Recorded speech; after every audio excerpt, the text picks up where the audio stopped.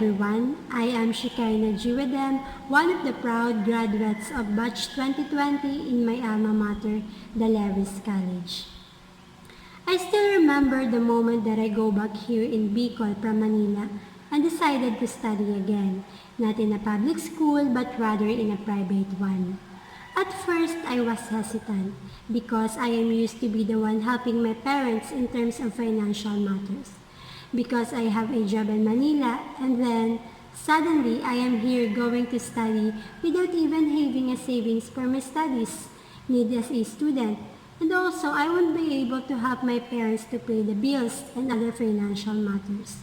But then again, there was this hope that lit up my beacon of life when my parents said, well, pray for that. Because my parents always tells me that praying accompanied with faith will always have a chance to happen.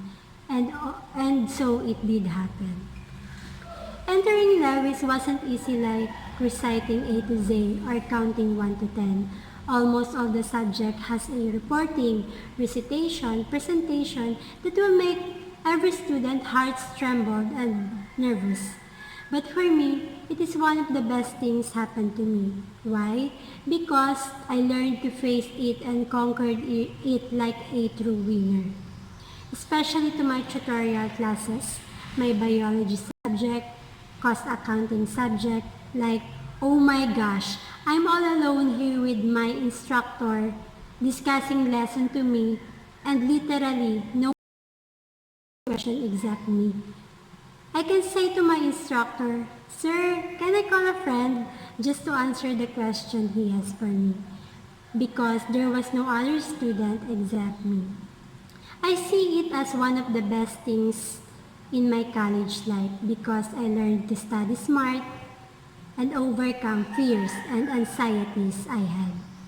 And blessedly, through God's grace and help, I just don't pass the subject but also got high marks. I always ask myself, can I really do it? Yes, I can. That's how I respond to that question, and especially to the situation I faced and I will be facing. When I was in third year college, I hear that those students who have thesis usually have questions with their group mates and they have no unity. So upon hearing that news, I prayed to God. I prayed to God to give me a group that have a unity and open to each one to avoid dilemma. And I am grateful that God answered and fulfilled my prayers. He gave me a group that I am friends with and enjoy each one's company. Problem is inevitable, they say. And we also encounter problem, which I can say not just a problem, but rather it is a big problem, wherein we can settle it with our own strength and effort. During that time, we surrendered it to God. I know that He make all things work together for good. And I know that everything happened with a purpose. I just want to shout out to my Wonder Girls, Ali, Aika, Monique, Rosel, and to my buddy, Cha. Thank you for good memories and for good friendship we've created. The problem we've encountered during thesis time teaches us to trust Him more. My stay in Lewis molded me to become globally competitive one.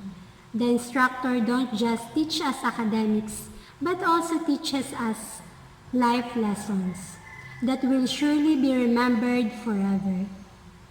Thank you, Ma'am and Sir, for motivating us to continue. My salute to all teachers. The battles that I had faced during my studies sometimes suggest me to just give up, especially on the pressure I had. However, this pressure doesn't limit God to work in my life. That He is able to help me and willingly gave me wisdom and knowledge that I needed. And I realized that God never abandoned me in every seasons of my life. I also grateful to my parents for supporting me morally, financially, spiritually, and emotionally. Thank you for the unending love and hardship just to help me through this time. I foresee myself having a bright future like shining, shimmering, splendid. And I know it is bound to happen that I will build my business in our community that will meet the demands. I finally say that all hardship and dedication now be paid off. Again, I am Shekaina Huidem, graduate of Bachelor of Business Administration, major in Operation Management. Mabuhay ang kada saro.